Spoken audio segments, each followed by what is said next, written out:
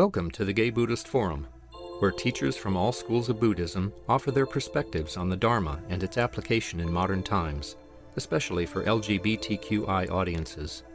These talks are offered freely to the world and made possible by appreciative listeners. If you would like to support our efforts to share the Dharma with underserved audiences, please visit gaybuddhist.org. There you can donate, find a list of upcoming speakers, or enjoy many hundreds of these recorded talks dating back to 1996. Okay, we always like to start by going around and introducing ourselves. I'd like to suggest that you take a breath, really hear the name that went before you, and leave a little space for the name to come after you. And then we'll go. I'm George. Sal. Grisha. I'm Tom. I'm John. Peter. Jim. I'm Brian. My name is Jerry. My name is Brian. I'm Hal. I'm Hal. My name is Joe. I'm Michael. My name is Jerry. Patrick. Jess. Hi, I'm Patrick. My name is Clint. Greg. My name is David. My name is Rupert. My name is Jeff. My name is Tage. Dennis. I'm Mark. Ricardo. Jack. I'm Adam. My name is Michael. My name is Gary. My name is Jose. My name is Kenny. My name is Mark. I'm Jerry. My name is Roy. My name is Cass. Jose.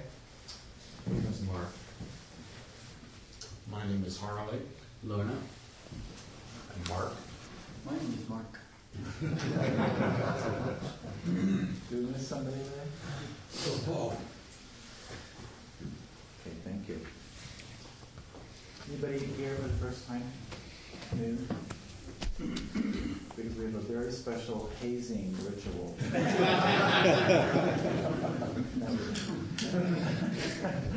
Our speaker today is David Lewis, who is well known to many of us, who has been following the Dharma path for 40 years, has a degree in comparative religious studies.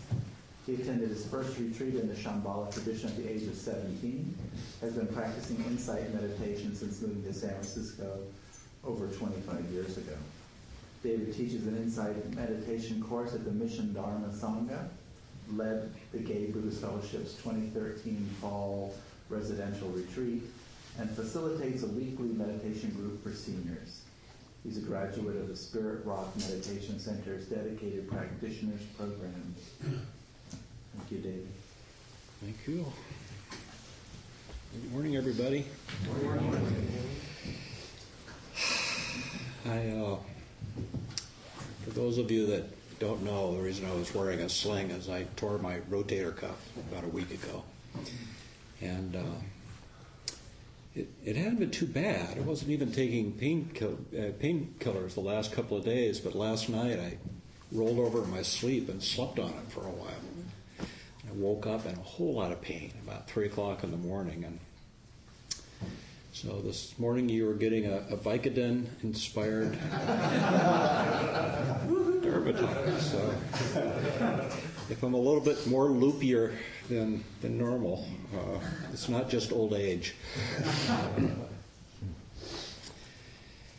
For a few years I've been talking to various and sundry people in Gay Buddhist Fellowship about maybe doing a series of talks about some core Buddhist principles or ideas.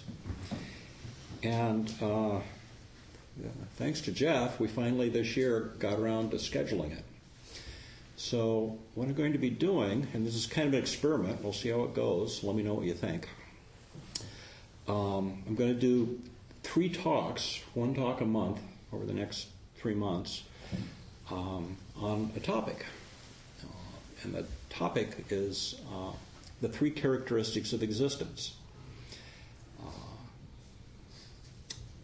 which are, the Pali words are anicca, which in English is impermanence.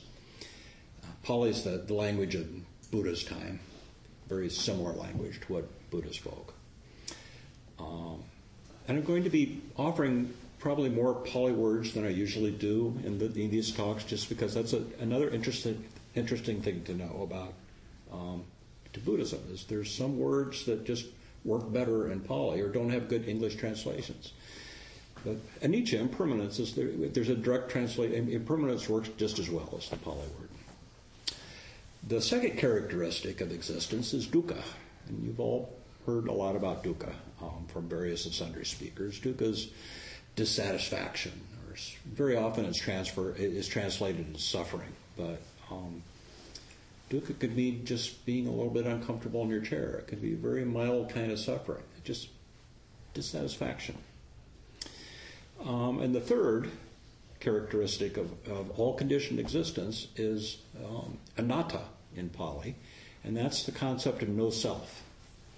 And that's very foreign to us in the West, and sometimes it's more of a challenge, the concept for Westerners.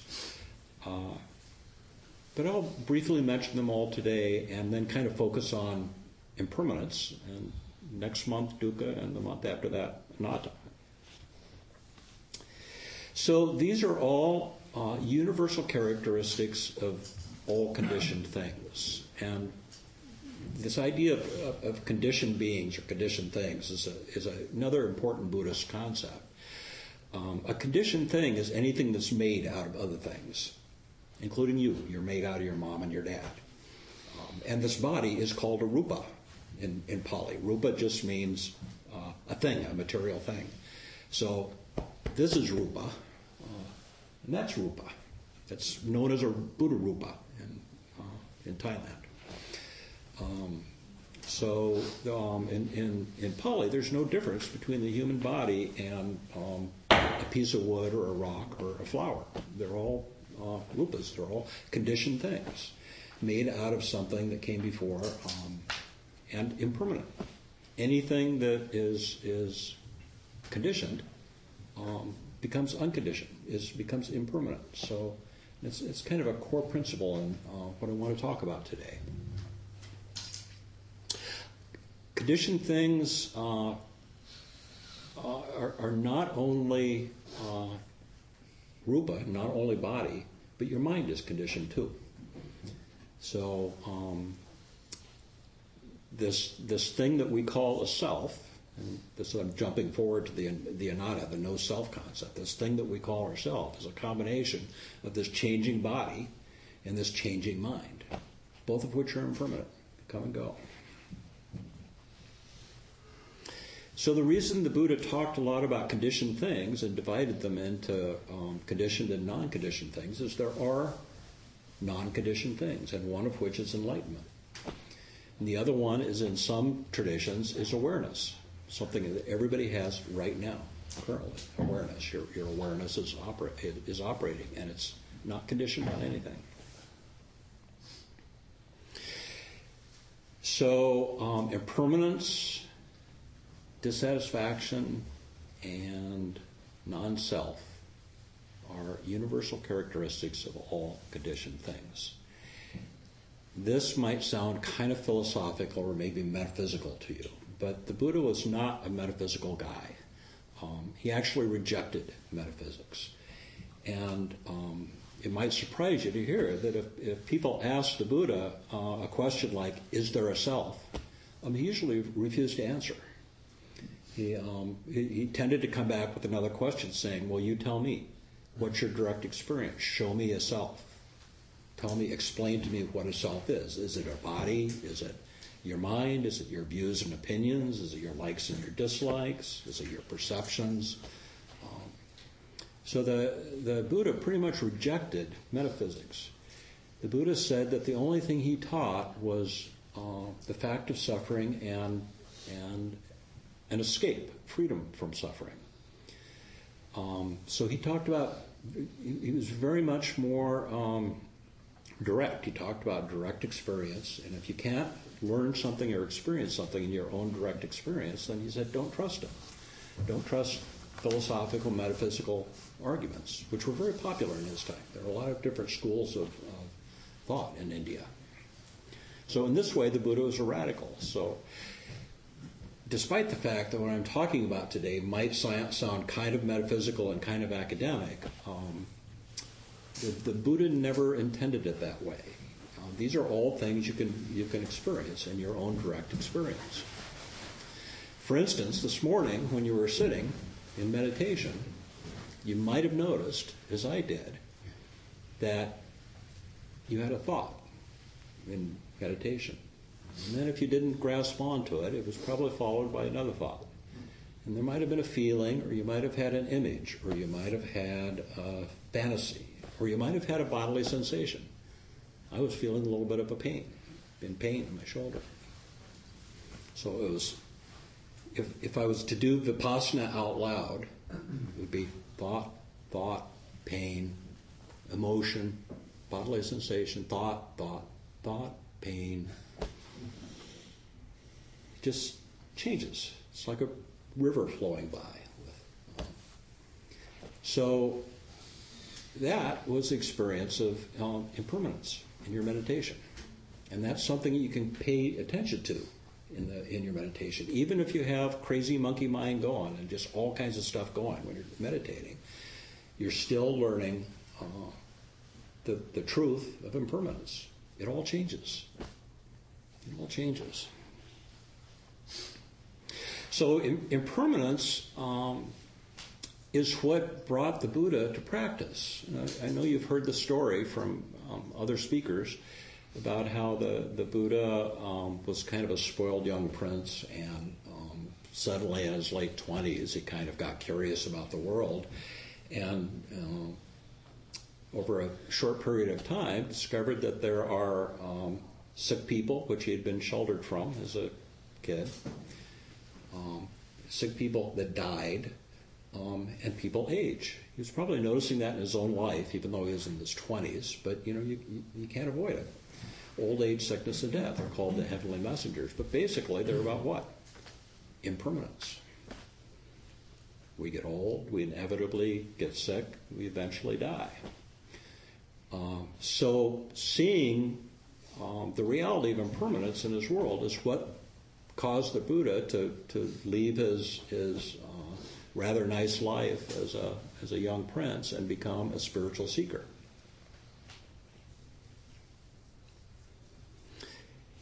It's interesting that once the Buddha became enlightened, impermanence was also kind of came out the other end of his experience. He realized that impermanence was one of the central facts of existence, and something that he wanted to put at the core of his teaching. These three principles of impermanence and dissatisfaction and not self. So that it happened at the end of his teaching too. The Buddha said that understanding the three characteristics, these three things we're talking about, is wisdom in itself. Understanding the three characteristics, out of which he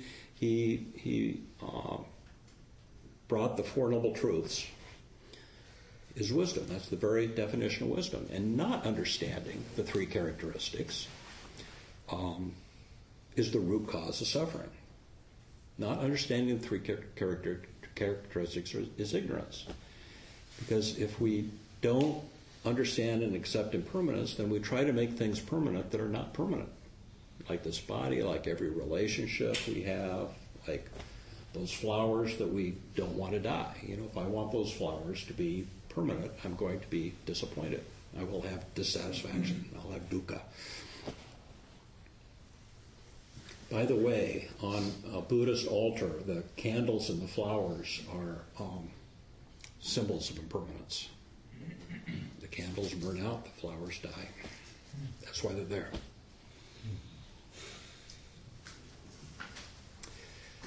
So the three characteristics of existence, the three characteristics of all conditioned things, I like to think of them as really one thing. They're three facets of the same crystal. And it's kind of hard to talk about one without talking about all three, but I'm going to try to over the course of these three talks. But if you think about them as facets of the same crystal, of the same reality, you can start with any one of them, and it leads to the other three. So if we start with impermanence, the fact of impermanence, that's usually an easy one for us to accept because we know our bodies change, we know our minds change, we can kind of see it fairly easily in our meditation and in our daily life. If we accept the truth of impermanence in our lives, we can understand or we can see how that causes dissatisfaction in our lives.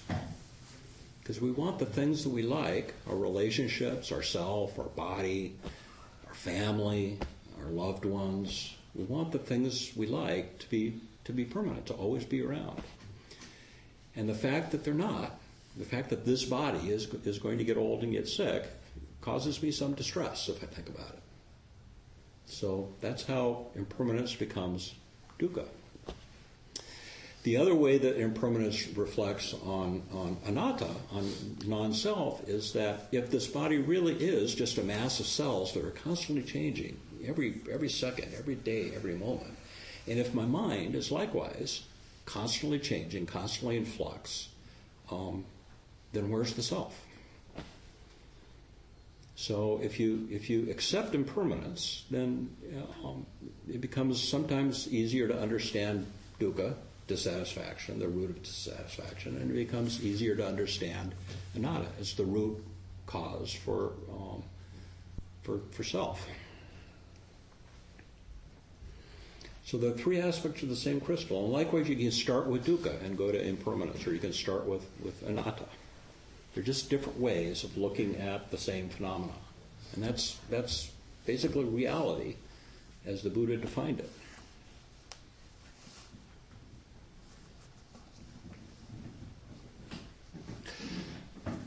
This truth, these three characteristics, are an aspect of Buddhism that modern science really loves to study.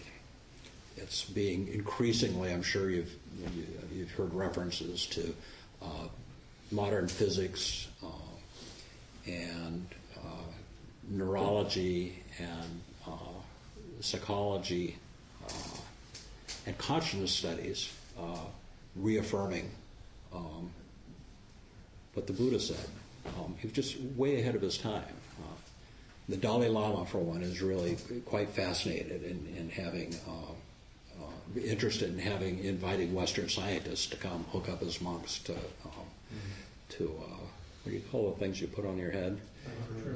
Yeah, and trying to measure it all. So, I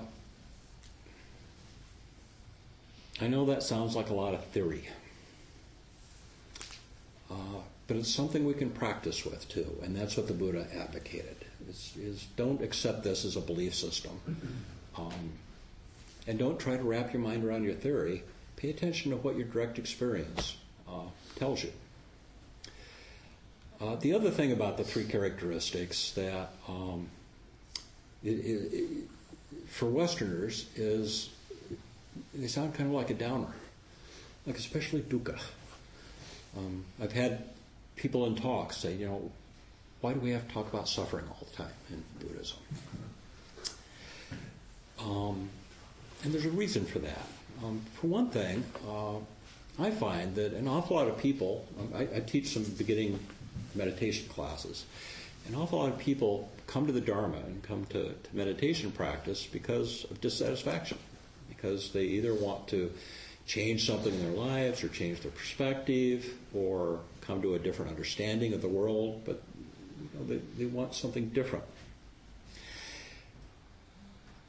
The way that we've been taught and conditioned, again, getting back to this idea of conditioning, which is also karma, right? The way we've been conditioned throughout our lives. The way we've been conditioned throughout our lives, most of us, up to now, and this is I think, almost universal with Westerners. Most of us, the way we deal with suffering or with dissatisfaction or unpleasantness in our lives is to turn away from it, is to avoid it, to either try to create more pleasant things in our lives or to push away the unpleasant things. So we're always, and this is called grasping. This is the second noble truth, grasping or clinging. We're always trying to either cling to something that's more pleasant or push away something that's unpleasant. And that's how we deal with suffering or the unpleasant in our lives. So people come sometimes to my beginning meditation classes and saying, great, Buddhism sounds wonderful to me. It's about getting rid of suffering, and that's what I've been doing all my life. So it's a bit of a rude awakening for them to hear this talk about suffering and impermanence, and to be told that in Buddhism, the way that we work with these things, suffering and impermanence, is to move through them, is to make friends with them, basically. Is to sit down and face whatever our discontent is. So it's not about avoiding conflict. It's about turning towards conflict. And I suspect that that's a reason why there aren't a whole lot more Buddhists in the world. I certainly know that's a reason why a lot of people tell me they have a really hard time meditating. Is because when we get quiet, and we're just sitting very quietly with our mind, doing nothing, anicca and anatta and dukkha come up. We get dissatisfaction. We start thinking about what we'd rather be doing, where we'd want to be. All this change, all these thoughts. We also notice, they're in daily life. Our mind is a junkyard of busy thoughts, but for the most part, we're not aware of them. When we sit down and get quiet and we meditate, they rise to the surface. So practice is not easy, especially for beginners. I'm sure most of you have experienced this. When we sit quietly, we inevitably face the three characteristics. So some of you have probably heard of the metaphor of the two arrows that the Buddha talked about. The Buddha said that whatever happens to you in your life, whatever event happens to you, is like getting hit by an arrow. Something happens, you get smacked by an arrow. Your response to whatever happens is like getting hit by a second arrow. So my taking a spill and tearing my rotator cuff was the first arrow. That's something that happened to me. Since then, I've been sitting around feeling sorry for myself and noticing the pain and thinking it's not supposed to be this way, and I'm not used to this pain, and I don't want to go to the doctor, and what's the doctor going to tell me? And I might have to have surgery. That's the second arrow. So we'll talk more about this when I talk about dukkha, when I talk about suffering, about dissatisfaction. But the worst part of that pain that I'm experiencing is the second arrow. It's my response to this, little bit of pain that I've got in my shoulder. My response is a whole lot of mental activity. So likewise, the three characteristics are not the problem. Impermanence is not the problem. The problem is our response to it. And the reason that we back off a little bit, I don't know if anybody's feeling any discomfort with with talking about the body being impermanent, the mind being impermanent, and we're all going to die. That's the end product of impermanence. But impermanence is not the problem. That's the way of life. The problem is our response to it, our resistance to it, our pushing it away. And likewise with dukkha, and likewise with anatta. The way of the world is just the way of the world. Everybody who's ever lived in the past has died, so I figure it can't be a bad thing. right? But we're terrified of it. We push it away. It's one of the big motivations in our psychology. So this is the Buddhist way of practice, is we pay not so much attention to the first arrow. We realize that there's a saying, pain is inevitable, suffering is optional. So in Buddhist practice, we pay more attention to the suffering that we add, the added value we add to whatever pain happens in our life. Relationships end, we don't like our job, we're worried about our families, loved ones die, our pets come and go, whatever it is, those are the first arrows, and our response to that is the second arrow. So it behooves us, when we're talking about our experience, when somebody says, "How are you?" to not so much give a report, or at least in our own minds, not report on what actually happened in our life, but how we're responding to that. Because how we're responding can be changed. Maybe the pain cannot be changed. There's not a whole lot I can do about my torn rotator cuff other than go to the doctor. But my response to that, my complaining, my worrying, my obsessing about it, that's something I can have an impact on. That's something I can change. And that's what the Buddha meant by the end of suffering. That second arrow can be pretty much eliminated through practice.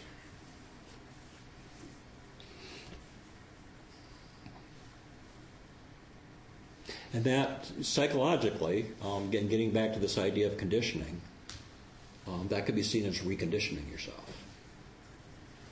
Changing your condition, changing your habitual response to the way you react to things. So, it takes some practice, but we have to start by noticing what's going on in our direct experience and not pushing it away. So you have to kind of have some bravery to do this. Chogyam Trungpa Rinpoche referred to us as spiritual warriors.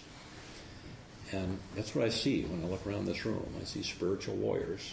Anybody that's willing to step onto the Buddhist path, or even, just kind of check it out, it takes a little bit of courage. Because you have to be willing to look at your own dissatisfaction, your own unskillful habits, and impermanence. Old age, illness, and death, going to happen. Buddha recommended we reflect on that every day if we want to be happy.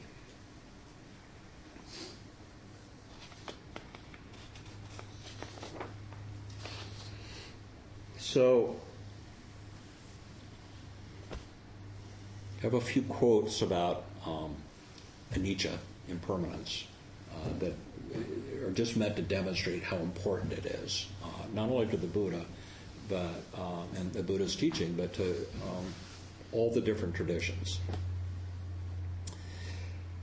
The Buddha's final words, the last thing the Buddha said when he was dying, and he was surrounded by his monks and students, the last thing the Buddha said was, impermanent, subject to change, are all component things, all conditioned things. Component things are conditioned things. Impermanent, subject to change, are component things. Strive on with heedfulness. Sometimes that's translated as practice. Practice diligently. So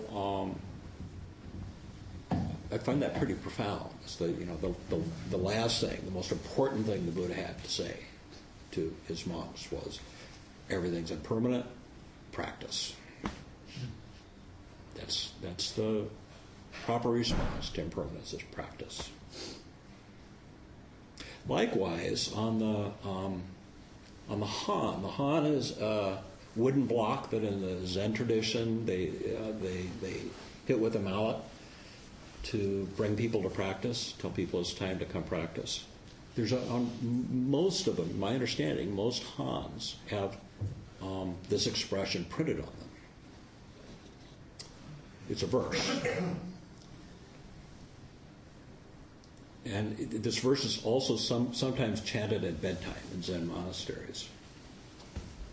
And it goes, "Great is the matter of birth and death. All is impermanent, quickly passing. Be awake each moment. Don't waste this life."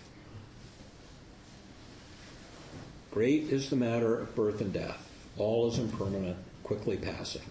Be awake each moment. Don't waste this life. So, pay attention to impermanence. Be awake, meaning be mindful. Be in the present moment if you can. Don't waste this life. Don't waste this life worrying about death. And finally, from the Theravada tradition, there's a very famous expression that's used in all Theravada. Theravada is the southern Buddhist traditions, Thailand, Cambodia, and Burma. At every funeral, this is chanted. And in Pali, you might recognize, here's some of the most famous Pali words that are known by Westerners. Anicca vada sankhara, anicca's impermanence, anicca vada sankhara. And the chant is, impermanent are all component things. They arise and cease. That is their nature. They come into being and pass away. Release from them is bliss supreme. It's a lovely thing to hear at a funeral. Impermanent are all component things. They arise and cease. That is their nature. They come into being and pass away. Release from them is bliss supreme. So those three quotes from different traditions are all basically the same thing, right? They're all basically the last words of the Buddha. Pay attention to impermanence, practice.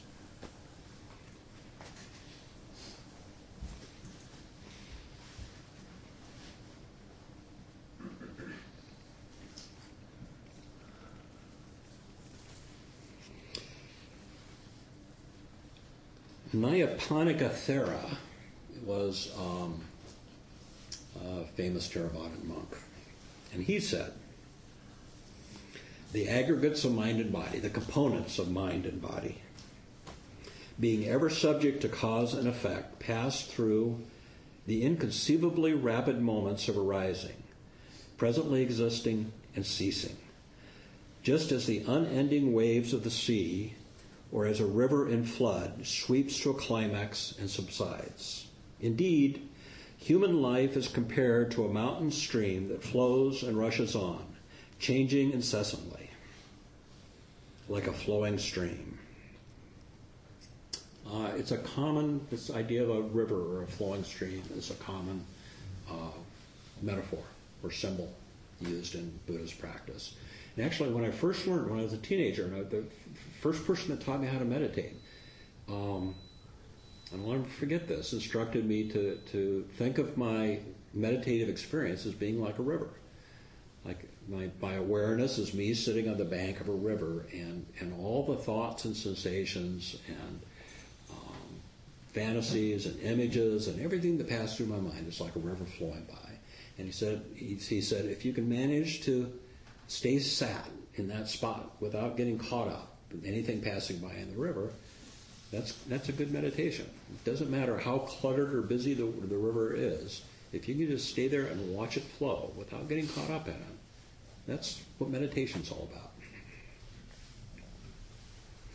Interestingly, Heraclitus, the renowned Greek philosopher who was contemporaneous with Buddha, they lived almost exactly the same time, and there may have been intellectual traffic between Greece and India at this time. It's an interesting area of study. We know for sure that a couple of hundred years later there was when Alexander the Great invaded India. This is a couple of hundred years after the Buddha died. He took along scholars and philosophers and basically what we would call anthropologists to study the culture and brought back a lot of ideas to Greece. But Heraclitus was contemporaneous with the Buddha. And he was the first Western writer to speak about the fluid nature of things. He taught the Pantarehi doctrine, which is flux theory. At Athens, Heraclitus says, there is no static being, no unchanging substratum. Change, movement is the Lord of the universe. Everything is in a state of becoming, of continual flux. And he continues, you cannot step twice into the same river, for fresh waters are ever flowing in upon you. So there's that river metaphor again, this time coming from the Greeks. He said, you cannot step twice into the same river, for fresh waters are ever flowing upon you. So a Buddhist might take that one step further and say that a man cannot step twice into the same river. For the so-called man, who is only a conflux of mind and body, never remains the same for 2 consecutive moments. We're like a river. We're no different than a river. Not just our mind, our body too. So in practice, any ordinary moment of mindfulness could be a profound moment of insight or beauty. And as I said before, even if you're sitting in meditation and you think you've got crazy, bunky mind going on, and you're thinking this is just not a good meditation, if you can see that as impermanence happening, you're having a profound insight. Nothing wrong with busy mind in meditation. Sometimes it happens. So, what's the point of all this? What's the purpose of reflecting on impermanence?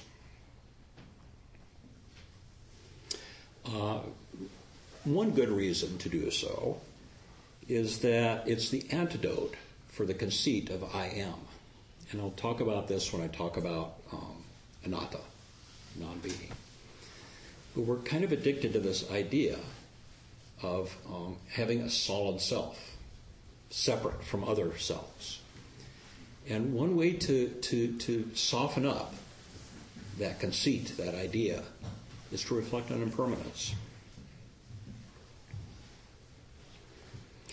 Actualizing impermanence, meaning really bringing it into your very sense of being, actualizing impermanence neutralizes fear of change, fear of death, and allows us to rest in wonder and gratitude for the gift of the present moment.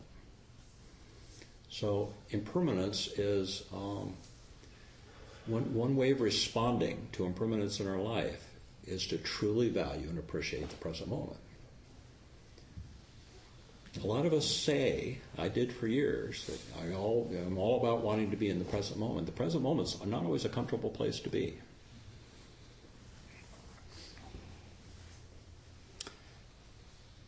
But any given thing that happens in a present moment, even if it's the most ordinary, boring thing, can be luminous if you're mindful.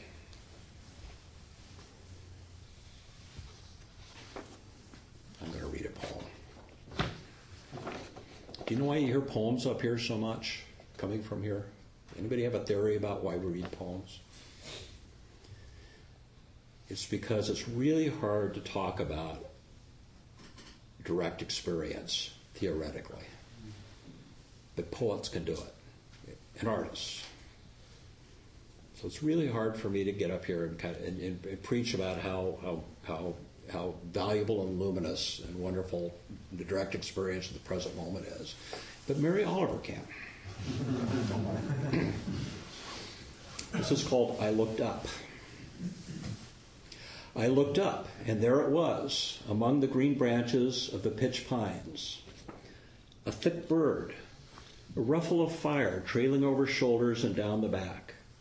Color of copper, iron, bronze, lighting up the dark branches of the pine. What misery to be afraid of death, that wretchedness, to believe only in what can be proven. When I made a little sound, it looked at me, and then it looked past me. And then it rose, the wings enormous and opulent. And as I said, wreathed in fire. So the story of that poem is she looked up and she saw a bird. And that's all that happened.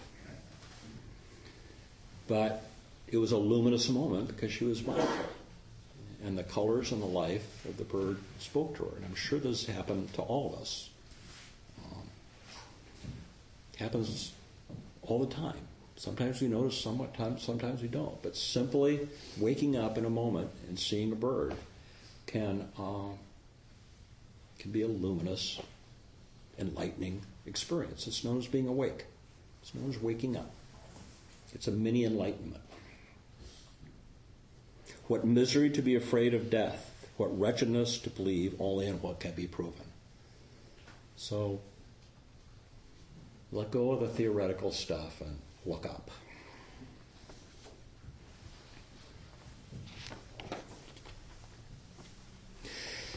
Jack Cornfield, the local meditation teacher, runs Spirit Rock Meditation Center, says, "It only takes a few moments of meditation to directly realize we are a river of sensations." There's that river again. We are a river of sensations, feelings, thoughts, perceptions. How can we navigate this evanescent river of life wisely?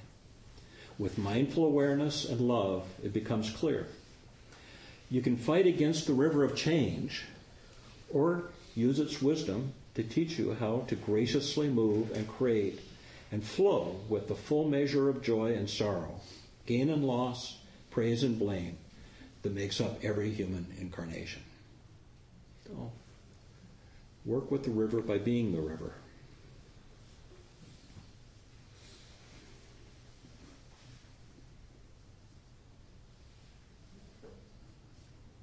Actualizing impermanence neutralizes fear of change, fear of death, and allows us to rest with wonder and gratitude in the gift of the present moment. It brings us to the present moment. When the Buddha was asked what he gained from the practice of meditation, here's what he said: nothing.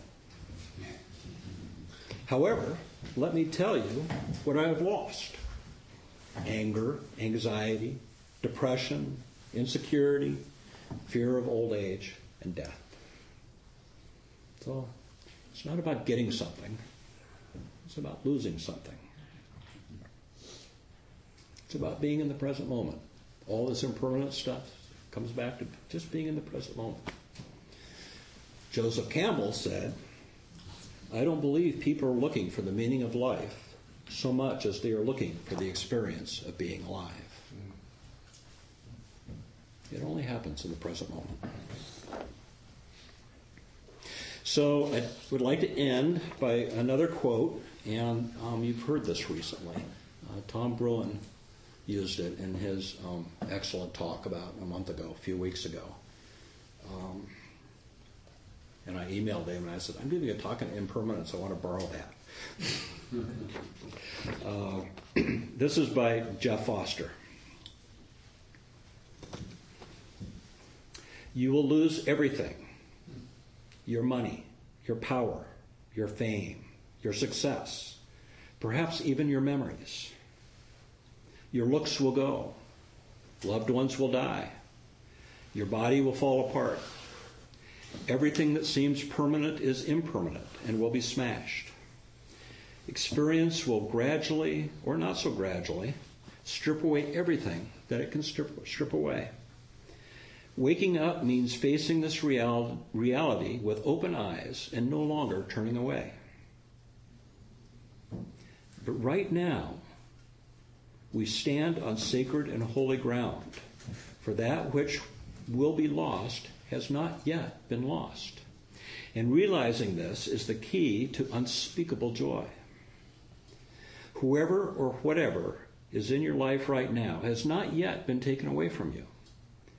This may sound trivial, obvious, like nothing, but really it is the key to everything, the why and how and wherefore of existence. Impermanence has already rendered everything and everyone around you so deeply holy and significant and worthy of your heartbreaking gratitude. Loss has already transfigured your life into an altar." So, thank you for your kind attention.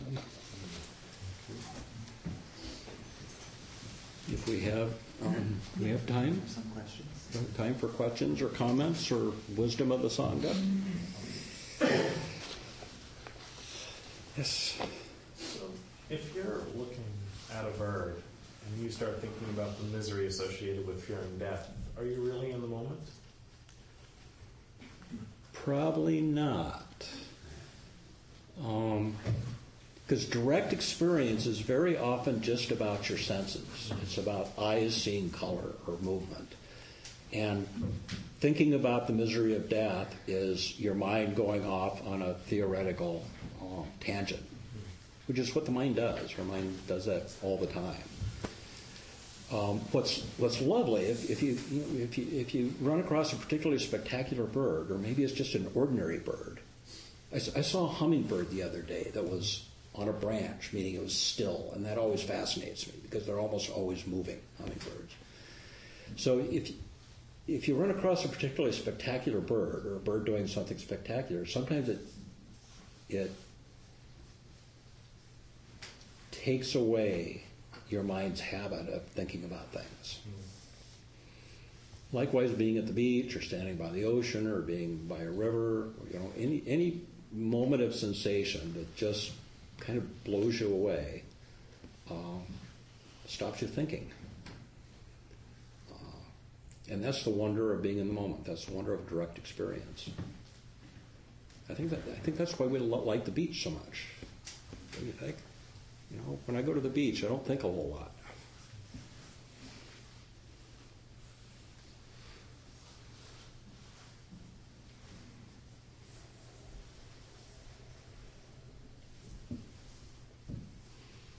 Anybody uncomfortable with impermanence? Always. Me too. It's a practice. Tom. So what you said about going to the beach or whatever, I've heard it said that that's one of the reasons why we seek out awe-inspiring views, vistas or experiences, or even being on a roller coaster, because it stops your thinking. Yeah. When you come over the crest of a hill and you suddenly see this huge sunset or gorgeous view, there's no room for thought because you're just so taken. Yeah. And roller coaster is a really interesting element of that, because that's fear, right? When I was young, I used to do rock climbing. And it took me a long time to realize, even though I was doing practice, meditating at the same time in my life, it took me a long time to realize that what I loved about rock climbing is that it was so scary that I was just in the moment the whole time. I was just right there, right in the moment. So same thing with roller coasters. Same thing with scary movies. Sometimes just fear puts you in the moment. Come on. I'm familiar with a lot of the concepts that you talked about because of my own experience with Buddhism. And my personal belief is that the Western religions, particularly Christianity, have come up with the immortal soul concept just because it's too scary to think you're not going to continue after you're dead. So the idea that nothing is permanent and we're just this collection of various sensations and so on, and that it's all going to go after death. Maybe you can explain how in some ways that can be seen as scary. It's like we're just going to be just going to disperse into oblivion. What's the Buddha's approach for not seeing it in that light as something to dread? Because you don't have this little safety net of, well, I want to be a soul up there in heaven playing my heart. That's a big question. Well, Buddhism kind of does have a safety net, and we'll talk about it more when we talk about no self. But there's this idea of rebirth, And rebirth can either be a kind of cosmic metaphysical thing, or rebirth can just be when this body breaks down and dissolves, it turns into ashes to ashes, dust to dust. It turns into something else. And something grows out of that, and we become something else. So that's one way of looking at it. And rebirth, you don't have to believe in or not believe in. I've heard a very wise Tibetan Rinpoche once asked, somebody said, is rebirth real? Do people get reborn? And his answer was, I don't know, I haven't experienced that yet. Another way that, and I think the Buddha used this metaphor, I think this comes from the suttas, I'm not sure, that I've heard it described, is it's not like this body becoming something else, but it's more like using the flame of one candle to light another candle. Is that flame the same candle, or is it different? Is it the same flame, or is it a different flame? Now, you start off with one lit candle, you light another candle, you have two flames. Are they the same, or are they different? But that's a way of looking at rebirth. But I also, for me, I think the concept that we are separate individuals is an illusion. You have the whole metaphor of the wave versus the ocean. Yeah. You be a separate wave, but you are still just part of the whole ocean. So I think maybe that's one reason. That's one way to deal with this potential fear or discomfort about the fact that we aren't permanent. Is that we're not just isolated beings. Right. That we're all connected. We're greater consciousness, and we sink back into this consciousness and arise in a different form. Right. I agree with you. That's comforting to me. Yeah. There are no separate waves. They're all part of a great ocean. And waves come and go, disappear and reappear. Yeah, that works for me. Thank you for your talk. Sure. Something happened in the middle of it that I had never heard this thing that way before. I want to thank you for that, which was the idea that not going with that second arrow was the blissful end of suffering. So that was actually a possibility in every moment. Yeah. I mean, I must have heard those kinds of words before, but it never got me this way. Yeah. That's an amazing one. That's the wonderful thing about hearing the Dharma over and over and over again. You get it when you're ready for it. It's certainly true for me. Jim. Yeah, thank you, David. Okay, so I'm looking at a bird, and I'm in awe of the bird. I mean, I'm loving the bird. And my thinking has stopped. But it seems like my mindfulness, I'm in the moment, but not necessarily mindful of it. You see what I mean? I'm watching the bird. I'm not aware that I'm watching the bird. You see what I mean? This is so hard for me. You're one with the bird. That's kind of a heady concept. You're kind of talking about the difference between awareness and consciousness. It's like, maybe that must be my confusion. You're aware of the bird, but you're not conscious of it. I'm not aware I'm watching the bird. I'm just in the bird. In the birdness. Is that in the now, or does it need to have the second beat of appreciation, of awareness that? No, actually, I think, well, it's just my personal opinion. I'm not speaking for the Buddha here. But I think that the moment of being fully present with the birdness of the bird is a moment of awakening. And maybe it's going to take you 2 weeks to figure out how to explain that experience. But that's why it's really hard to talk about awakening. Yeah. It's hard to talk about enlightenment. It's just that moment of being one with the bird. You're just being one with the bird. That's a moment of awakening. And any of us, we've all experienced moments of awakening. They're beautiful. Be the bird. Be the bird. Be the bird. Or as John James Audubon said, I've used this quote before. The bird illustrator, Audubon, said, if you notice a difference between the bird before you and the bird in the guidebook, believe the bird.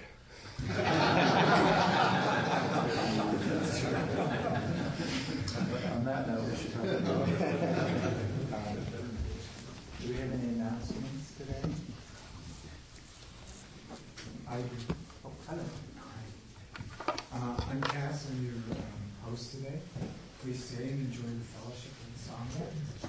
There's some vegan cookies and free. And there's hot water for tea. If you have some tea, please wash it up with hot soap water. I'll be coming around with the dawn bowl. And at 12:30, some people gather at the front door to go to lunch.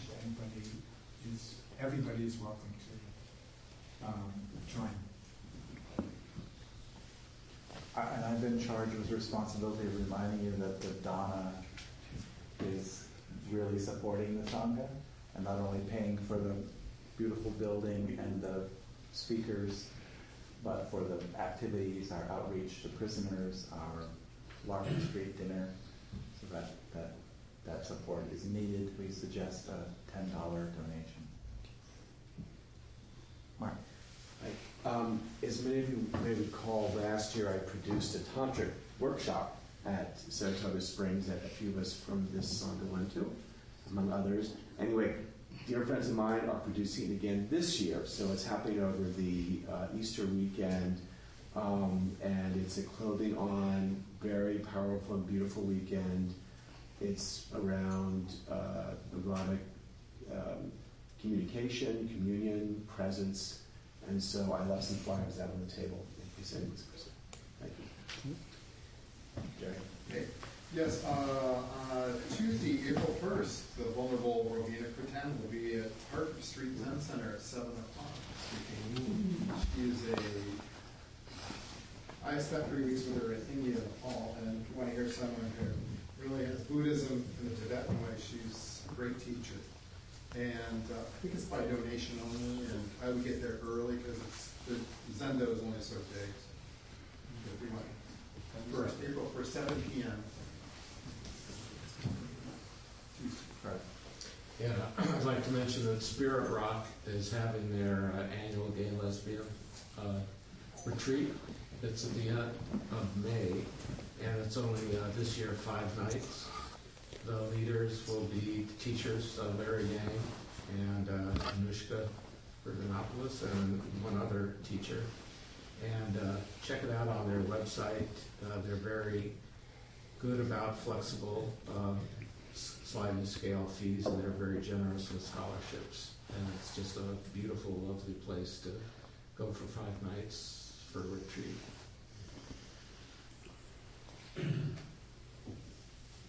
All right. Another thing that GBF does is the newsletter, so today is newsletter mailing. Michael Langdon, it usually features a talk by one of our speakers who's invited. David Lewis has talked about in recent issues, for example. Also schedule and announcements and such like that. Michael Langdon edits it. Michael Gable formats and gets it printed. Joe Castrovinci manages the big mailing list, because even though it's available online, we send out a lot of paper copies. This month, 199 to prisoners. And I'm sitting here today thinking... Thank you for listening to the Gay Buddhist Forum.